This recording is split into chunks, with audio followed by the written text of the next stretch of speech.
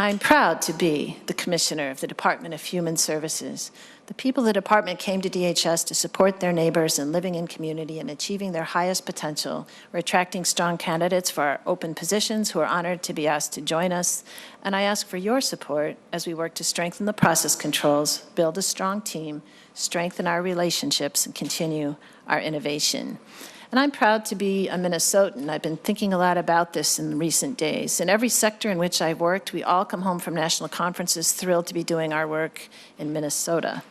I've learned that Minnesotans uniquely believe that we have an obligation to care for our neighbor, and if we apply ourselves, we can make things right. Minnesotans love and excel at the art of democracy, so bring on the conversation. And finally, there's nothing more important for the Minnesota Department of Human Services than to be trustworthy for the people of Minnesota, the over 1 million people we support to live in community, and all taxpayers.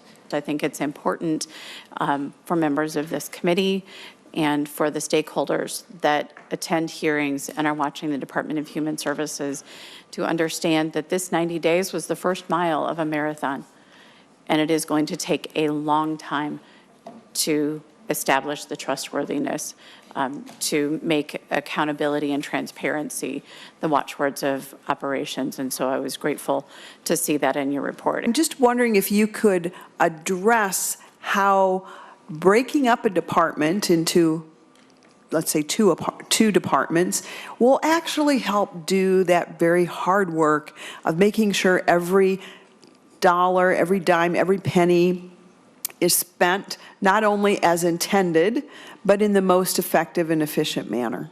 Yeah. Chair Benson and Senator Nelson, that's a good question. And that's one of the arguments on the side of not breaking up the department.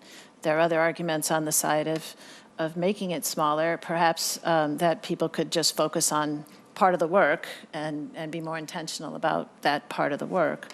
But that's a good question too, and whether size is the issue or these process controls that we have laid out is the issue, and should we do both or just focus one at a time? So those are all good questions, and that's the issue at hand. I'm just bringing a message to you from Anoka County.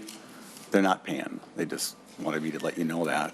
And so the real question on this is which taxpayer is going to pay? Of course, the same kinds of questions apply to the tribal overpayment. Yeah. And another problem to solve. And I understand on the tribal side, we have a potential legislative, a potential judicial, and a potential administrative approach to the problem. So my next step is to go fully understand the forecast and budget implications of each of those paths, and then we'll need to talk about how do we solve these problems. I think if there's any word that I've enjoyed hearing in the last month, that's, you just said together. I think there has not been a sense of together.